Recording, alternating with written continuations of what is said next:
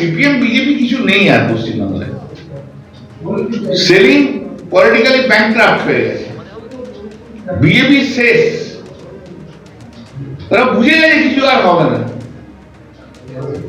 এবং আমি আপনাকে বলে দিচ্ছি যে লিখে রাখুন 240 থেকে 250টা সিট নিয়ে তৃণমূল কংগ্রেস নেক্সট নির্বাচনে জিতে আসছে। শ্রীরামপুরের তৃণমূল সাংসদ কল্যাণ বন্দ্যোপাধ্যায় যখন এই দাবি করছেন আর এই নিয়ে শুরু হয়েছে রাজনৈতিক তরজা। বিজেপি এবং সিপিএম কার কি বক্তব্য পাশাপাশি রাখবো। 240 থেকে 250 কখন বলেছিল? শনিবার মানে স্যাটারডে নাইটে না সানডে মর্নিং এ? হ্যাঁ, এইসব লোকের কথার কোনো মূল্য নেই, এদের কোনো রাজনৈতিক মূল্যও নেই, এদের কোনো রাজনৈতিক মানে প্রজ্ঞাও নেই।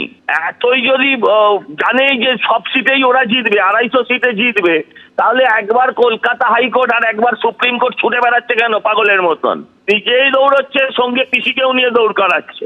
আরে ওরা 250 সিট তো ছেড়ে দিন, 100-র নিচে সিট পাবে। আজকে আপনি আমার কথা, হয়তো উনি অনেক বড় সাংসদ, বড় আইনজীবী, কিন্তু রাজনীতির আমি ওনার থেকে কম বুঝি না। 100-র নিচে তৃণমূল সিট পাবে। আজকে এই কথাটা আপনি নোট করে রাখুন। কল্যাণ ব্যানার্জি একটা ক্যারিকেচার পার্টি, তার কথার উত্তর দেওয়াটা খুব সম্মানজনক বলে আমি নিজেকে মনে করি না। উনি বলেছেন 240-50টা কি একটা আসন পাবে। মোদির আশীর্বাদ নিয়ে মমতা 294 পেলেই অসুবিধা কি? ওটা তো আরএসএস ঠিক করে দেবে মমতা কটা আর বিজেপি কটা, তৃণমূল কটা আর বিজেপি কটা। না বোঝার কি আছে? এটা কোনো ভোটার লিস্ট হচ্ছে নাকি? নির্ভুল ভোটার লিস্টের জায়গায় এসআইআর এর নামে যা নির্বাচন কমিশন করছে, এটা কার্যত ভোট জেতা হারার একটা অঙ্ক করে করছে। এবং মমতা ব্যানার্জি পুরো সময়টা চুপ করে থাকলেন, শুনানি শেষে 3 দিন আগে গিয়ে হাজির হলেন। না বোঝার কিছু নেই তো। মোহাম্মদ সেলিম ফালতু এসব বাজে কথা বলার যোগ্যতা এখনো পর্যন্ত কল্যাণ ব্যানার্জিদের হয়নি। পার্লামেন্টের সামনে আয়নায় গিয়ে নিজের মুখ দেখুক, দেখলে বুঝতে পারবে বামপন্থা ছাড়া বাংলার যেকোনো সম্ভব না। সিপিআইএম হারেনি, হেরেছে বাংলার মানুষ। মে মাসের প্রথম সপ্তাহে বা এপ্রিলের দ্বিতীয় সপ্তাহে সরকার গঠন করবে বিজেপি, হুঙ্কার শুভেন্দু অধিকারী। এপ্রিলের মধ্যে বিজেপি সরকার গঠন করলে 1 মে 3000 টাকা ঢুকবে মহিলাদের অ্যাকাউন্টে। মে মাসে বিজেপি সরকার গঠন করলে 1 জুন টাকা ঢুকবে অ্যাকাউন্টে। বীরভূম জেলার রামপুরহাট সহ সব আসনে জিততে হবে বিজেপিকে, এভাবেই হুঙ্কার দিয়েছেন বিরোধী দলনেতা।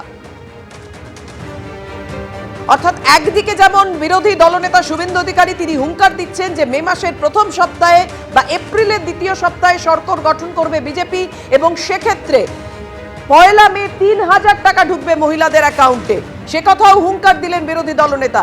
শুধু নন্দীগ্রাম, পূর্ব মেদিনীপুর, উত্তরবঙ্গ দিয়ে 148 আসন হবে না, বীরভূমেরও যোগদান থাকতে হবে দাবি করেছেন শুভেন্দু অধিকারী।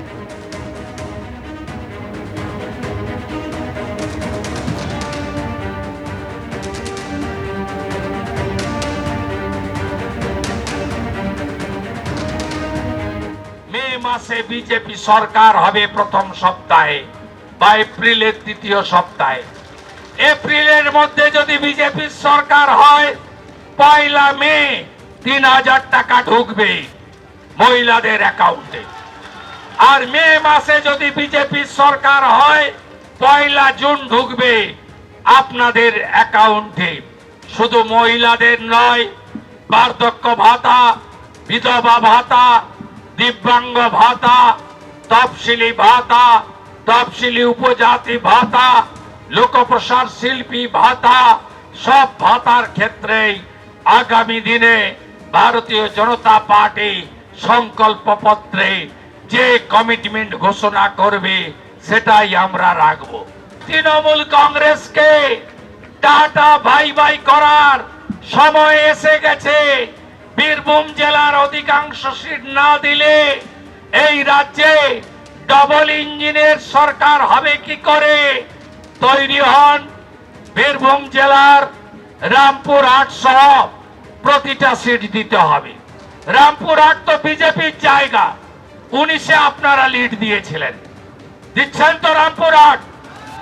শুধু নন্দীগ্রাম, পূর্ব মেদিনীপুর দিয়ে 148 হবে না, উত্তরবঙ্গ দিয়ে হবে না, বীরভূমেরও যোগদান থাকতে হবে। মা তারার জায়গা আপনাদের দিতে হবে।